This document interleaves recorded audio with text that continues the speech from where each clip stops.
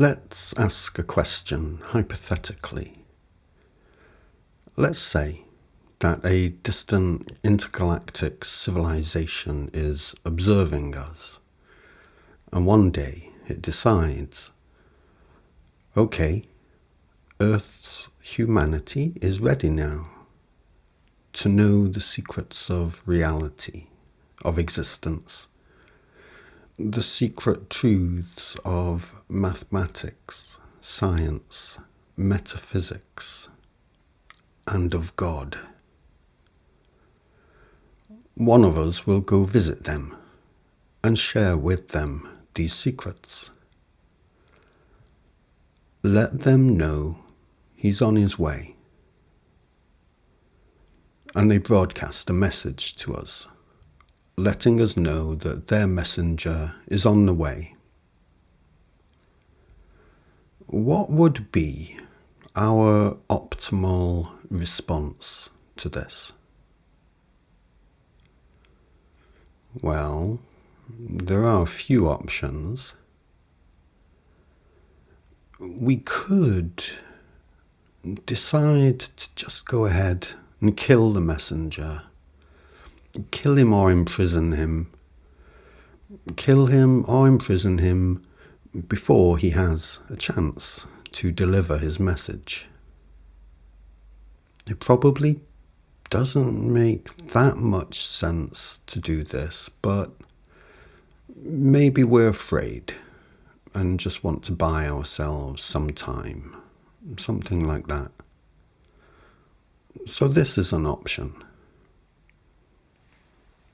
We could try to ensure that only a select few of us get to hear the message, so that these select few can keep it from the rest of humanity, and thereby maintain the existing status quo. This might be a good option if we could pull it off. We could, if we found ourselves unable to keep absolutely everybody from hearing the message, do what we could to ensure that as few people heard it as possible, and then do what we could to ensure that those who had heard it were suppressed, isolated, and unable to share the message with the rest of the world. Might not be too tricky. Certainly an option worth considering. Following that, we could, using various means, disseminate a message of our own to the world, one designed to discredit any of the ideas that are part of the alien message, so that the population would become automatically resistant to those ideas, should they start to resurface. There's quite a lot of variables at play, but still might be a good way to go. We could fake a whole bunch of alien messages so that the general population can't tell which is the real one. Could be a good bit of mileage in this option. What else could we do? I don't know. Maybe come up with a virus that makes everybody go deaf? Maybe. Anything else? Or does that pretty much cover all the bases? I think that mostly covers them all, doesn't it? Yeah, I think so. Oh, there's one other. It's a bit of a weird one. It may sound a bit non-intuitive, but we could, maybe possibly, just listen to what this guy says and just let everybody else listen to, and then just kind of get on with our day, each of us deciding for themselves whether this message was helpful in any way or not. Now, I understand that this idea may sound absolutely insanely terrifying to a great many of you. What? We just let some alien outsider from another world just come down here and just speak his alien message? And we do what? We all just stand about and listen while this alien invader is potentially sucking our brains out. Yeah, I know. I guess when you put it that way, it does sound like quite a big risk. But you know, I guess I am one of these people who have reached that place of, well, look, we might not know what this alien's message and intentions are, but what we do all know pretty much categorically is that human culture right now is the absolute most awful fucking thing in this world. Yeah? I mean, we can all agree on that, can't we? So, what the fuck? Why don't we just have a little listen? I know pretty much all of our movies and stories about aliens tell us they just want to make us all their slaves, or eat us, or take our planet for themselves, or all three of those. But when we think about it, those stories were all written by humans and only have human behaviour as an example upon which to base their assumptions and predictions of what alien intentions and behaviours might possibly be. I mean, what if it were possible that an alien race had lived for long enough that they actually did work out a more healthy, sane, and, dare I say it, more humane way of behaving? An alien race that was so much older than us that it had actually worked out the truth of existence. A race that had only watched us and waited for that moment when we truly were so comprehensively sick and tired of our own awful fucking bullshit, our own hideous ways of behaving towards each other, that we might actually be willing to listen to some kind of alternative to all of that. Might there not be the potential there for something good? Something good and healing for us? I'm just asking. Well, okay, Mr. Hippie Dreamer. I can hear there's obviously some subversive kind of sense in what you're saying there. So, go ahead. If you've thought about all of this so well, just what kind of message would it be that this hypothetical alien messenger would be delivering? that would make such a profound and benevolent difference to us humans and this civilization of ours? What could these secrets of mathematics, science, and metaphysics, these secrets of God, be that could be so wonderful that they would actually help us to stop being complete dicks to each other? Can you tell us that? Okay.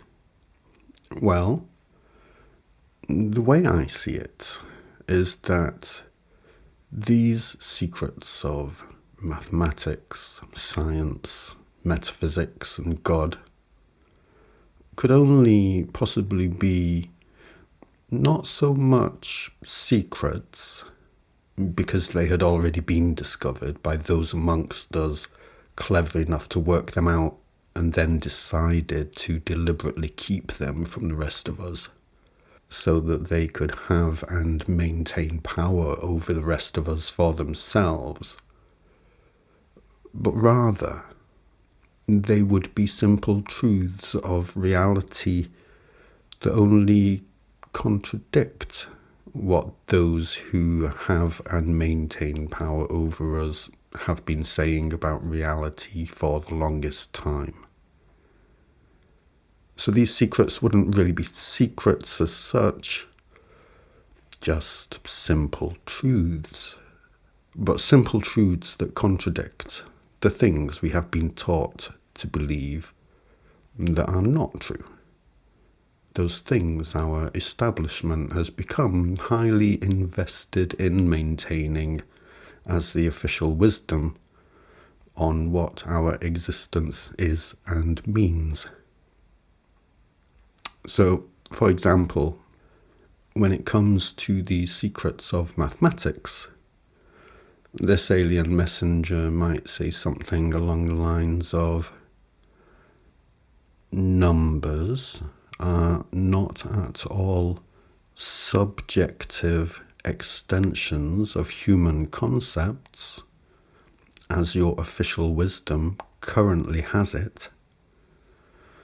Numbers only represent the objective quantities of whatever subjective, relative qualities that humans look to count and measure. This is simple enough and easy enough to understand, though it runs directly opposite to your current official wisdom on the subject.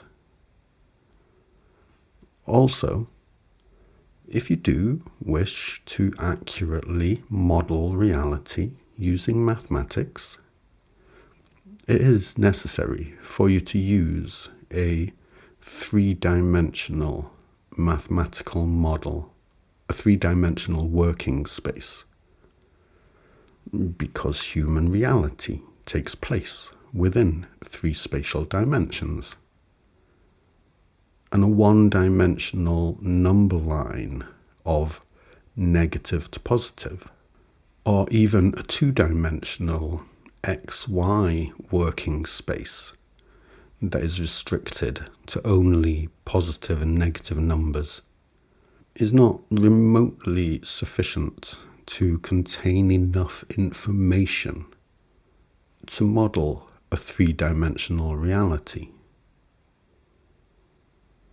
When you instead use a three-dimensional working space for your mathematics, the 0 point of equilibrium of the whole system is that place where all of the various potential relative qualities of existence become equalized relative to each other. When using this three-dimensional mathematical model, it can be seen that there is no point beyond zero, beyond pure equilibrium, that becomes less than zero. There are only qualities that are inversions of each other. So rather than using the concept of positive and negative in your mathematical model that is based on the idea of increasing presence versus increasing absence, you use the concept of masculine and feminine polarities that represent the potential for increasing quantities of polar opposite qualities, each of which is a real and possible quality, none of which represent less than zero. There is nothing that exists anywhere that exists only in just one or just two dimensions. And there is no less than zero in reality. So you should not have less than zero baked into your mathematical model. This is what our hypothetical messenger might tell us about the secret truths of mathematics that are not secrets, because some of us understand them and keep it to themselves, but because none of us have worked it out.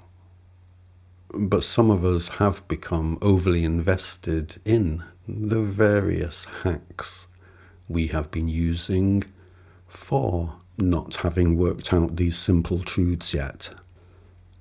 Not being able to work out the square roots of negative numbers is a direct result of not knowing that numbers represent objective quantities of their subjective polar qualities, not using a three-dimensional working space, and of using the concept of positive v negative rather than masculine v feminine. So, what about the secrets of science? It is an absolute logical necessity that the cause of the physical cannot itself be something that is physical. This is as easy to understand as can be. If your officially endorsed and approved School of Physics is required to adhere to the empirical observation of the physical, and the empirical observation of the physical alone, then your officially endorsed School of Physics is forbidden by its own gold standard of empirical observation from ever understanding the cause of the physical. This is as easy to understand as can be. In order to have an understanding of the physical, one must understand the non-physical truths that cause the physical. This is as easy to understand as can be. There are non-physical phenomena that can be observed, measured, quantified. These things being the three spatial dimensions and the passage of time. But they need to be understood as non-physical phenomena so that their non-physical qualities can be coherently understood and appreciated. This is as easy to understand as can be. If your rule of adhering to the empirical observation of the physical causes you to define non-physical spatial dimensions as being a physical construct, and the non-physical passage of time as being a physical construct,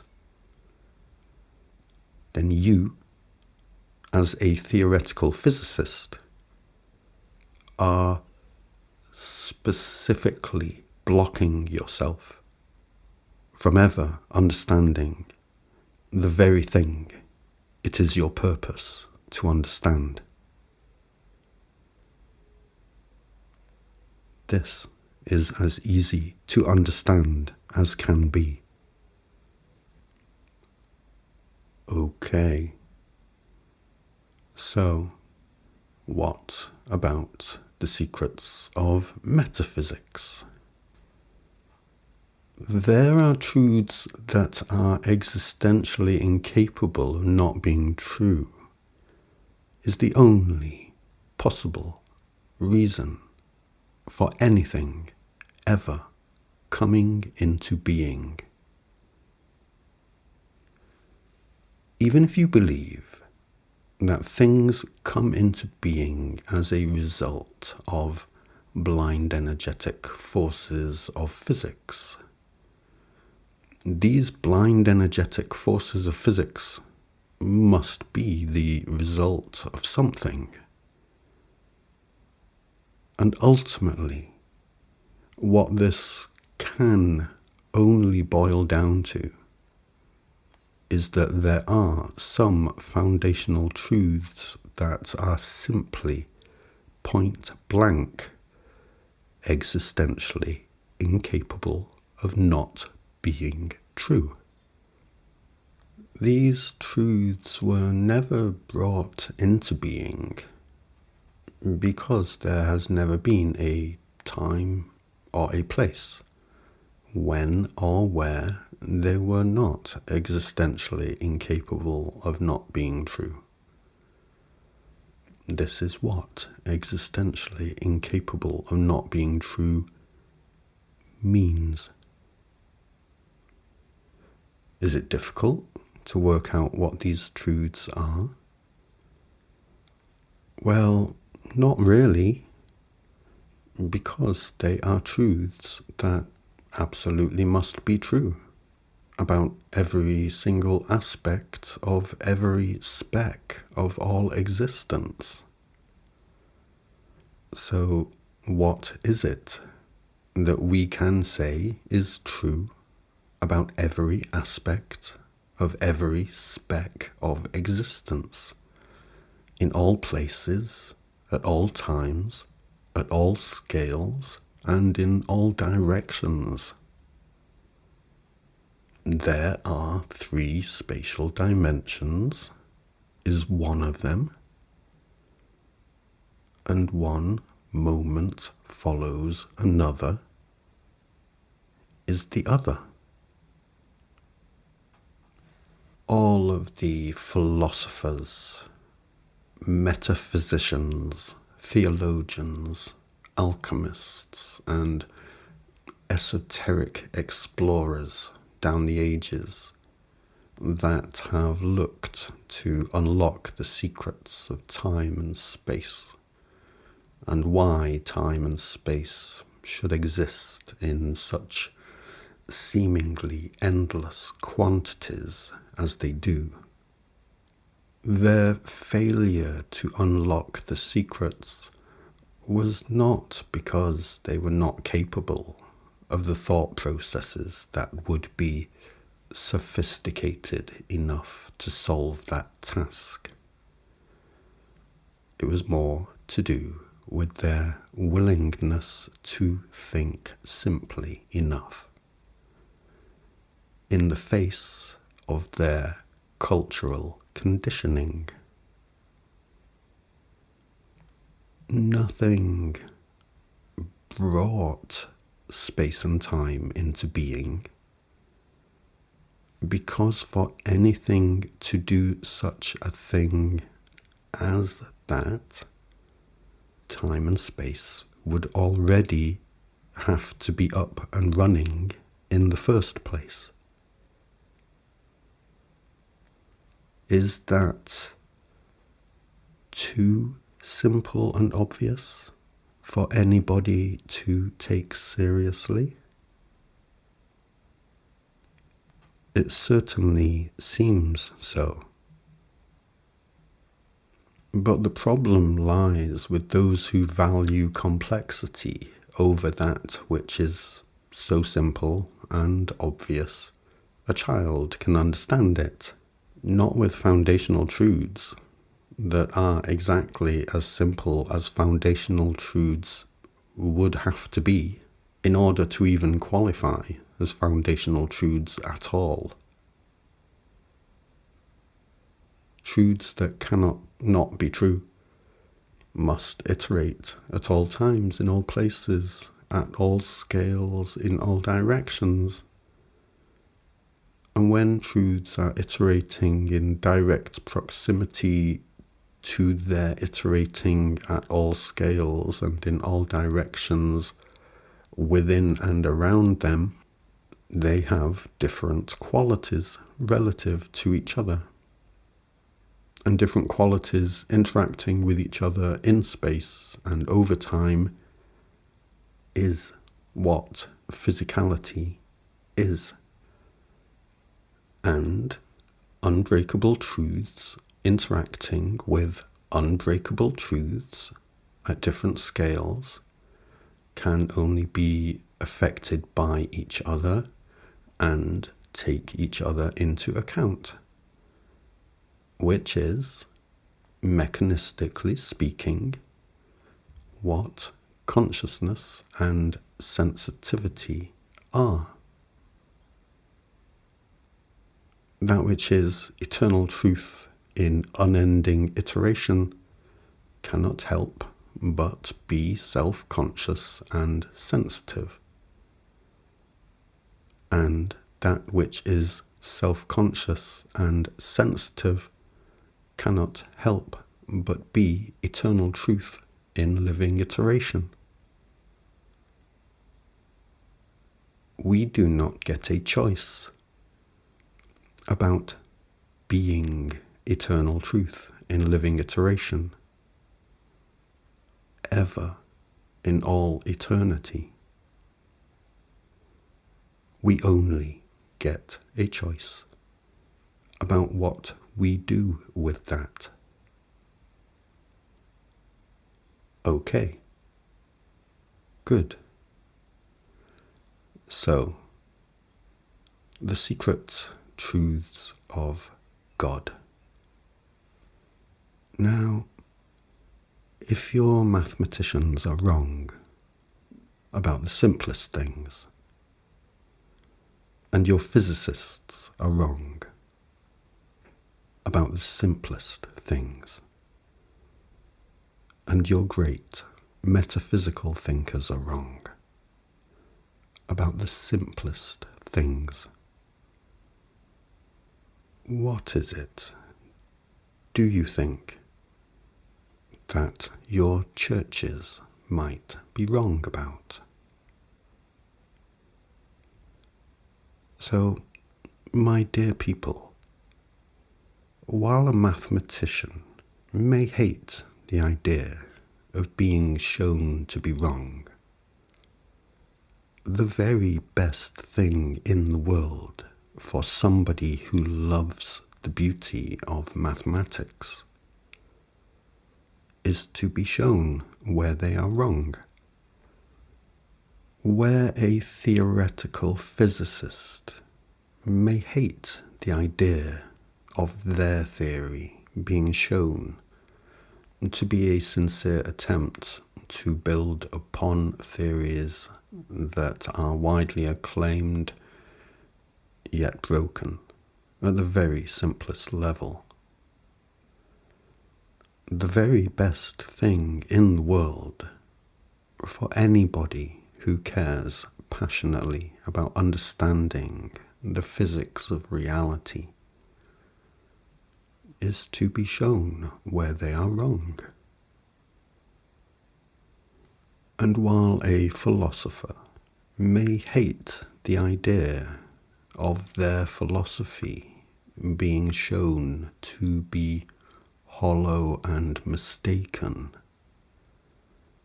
the best thing in the world for anybody who truly wishes to find meaning in existence is to be shown where their thoughts on existence are wrong. And so too, for anybody who desires fervently to know that they are loved and cherished by something, someone who is greater than them, the best thing in the world for that person is to be shown how they are wrong and how they are correct. The mathematicians, the physicists, the philosophers, they are not wrong about everything, and they are not drawn to those disciplines for no reason. And just so with the God believer. You are not wrong about everything you feel and believe about God. And you are not drawn to the idea of God for no reason. But it is the best thing in the world for you, just as it is for anybody, to be shown truth, even when it naturally shows you where you have been wrong, especially when it comes to letting others tell you about your relationship with that which is supremely personal to you. The baseline of all existence is that there are truths that are existentially incapable of not being true. All of existence is a living, unified field of eternal truth in living iteration, because there is no room or time or possibility for anything else, because truths that are existentially incapable of ever not being true absolutely take up all of the room, time, and possibility. You are the microcosm of the macrocosm. You are a field of living truth in eternal iteration. You, my dear friend, are the eternal. You are the eternal. We are the eternal. All is the eternal, because there is no room or time or possibility for anything else. You are the eternal, always have been, always will be. And we, the eternal, as individuals and as the collective that humanity is, enter into an amnesia of this cyclically because of our own eternal expansion. And always when this happens, we come up with stories for ourselves and each other about who we are and how we came to be. And these stories become our religions. And always there comes a time when the simplest truths of our eternal existence become plain to us once more. And the stories that have meant so much to us are no longer helpful or needed. A mathematician and a physicist will see that there are deep truths in mathematics and physics, even when the models of understanding they have been taught have fundamental flaws. There are deep truths in your religion, even as your religion is fundamentally flawed. Is there that which is greater than you, which truly does love and cherish you? There is. But it is not the God of your religion. It is more of you. It is more of us. Because we are the eternal. Because there is no room or time or possibility for anything other than the eternal truth in living iteration that we all are. So, this is the message that our hypothetical messenger brings us. He maybe goes into a little more detail on a few things, but it is all simple, clear, and true. You can see here clearly enough that my message is helpful and useful to mathematicians, helpful and useful to physicists, helpful and useful to philosophers, and helpful and useful to those who wish to connect meaningfully with that which is greater than us and loves and cherishes us. So why should it be then that humanity is so resistant to listening to my message, to the point where my message is heavily suppressed online, and I have lost most of my friends? It seems crazy that humanity should behave this way, but it is behaving this way. Why should it be like this?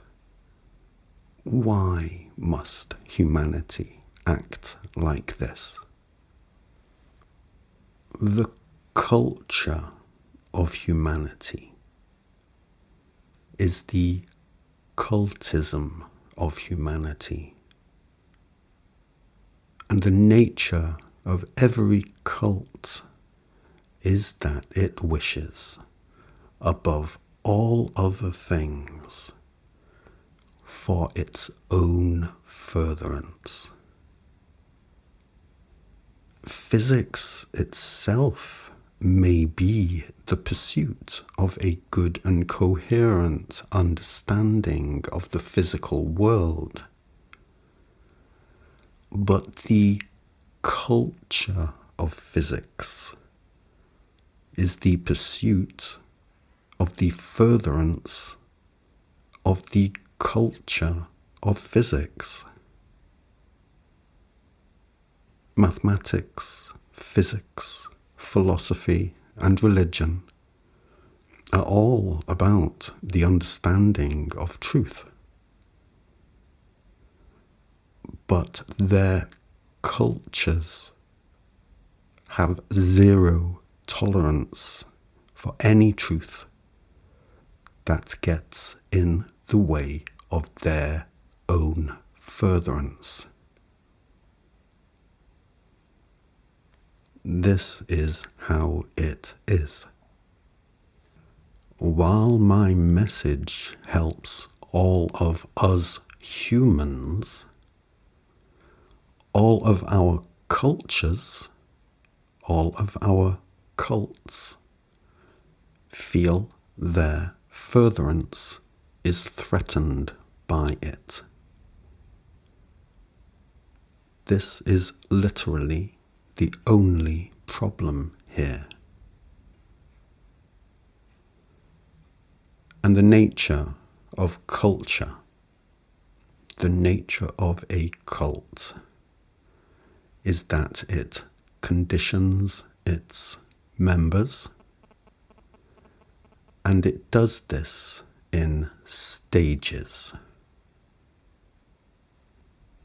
Stage 1. Believe this lie is truth, and tell this lie, believing it is truth, to those that will listen, because it will be bad for you if you don't. Do this for as long as you possibly can. Do this until you die, if at all possible. Stage 2. If you do come to understand this lie is a lie, continue telling the lie to those that will listen, as though you believe it is true, because it will be bad for you if you don't. Do this for as long as you possibly can. Do this until you die, if at all possible.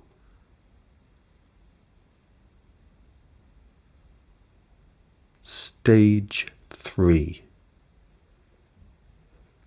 If the people you are telling the lie to do come to understand that you know full well that you are lying,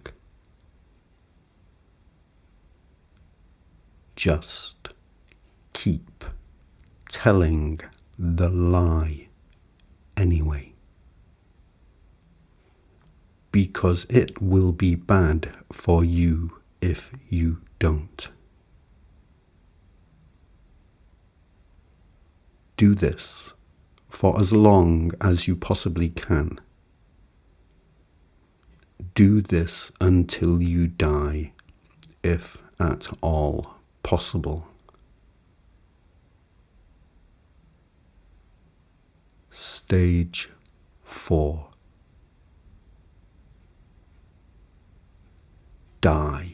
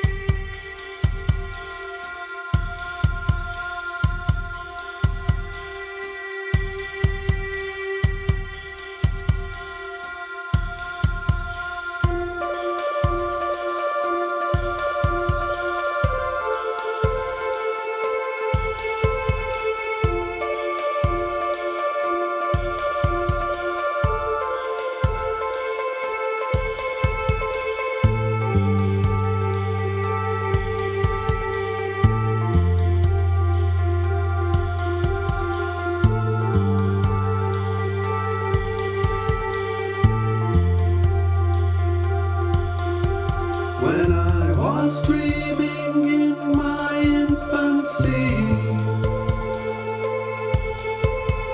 Nothing seemed too improbable to me, because each day that came was already made from the stuff of dreams by some super being that had laid it out all beforehand in ways that I could never understand. Now I'm grown, there are certain things I see, like the fact that the only thing to have changed is me.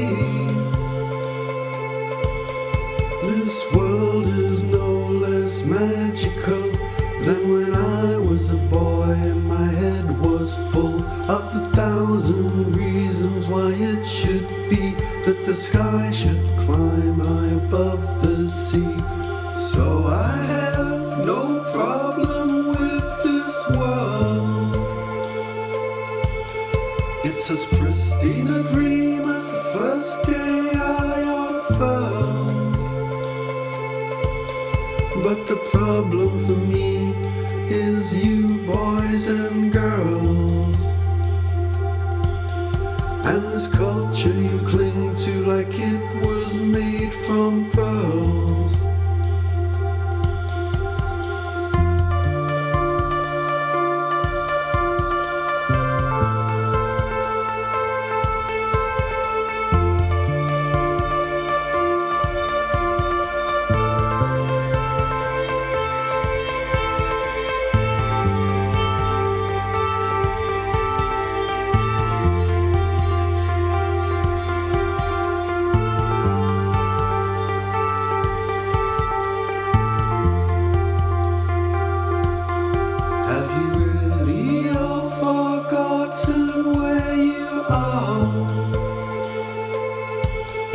Has the child that you once were gone so far? Because the child filled with wonder at this place has far greater insight than the grown-up race.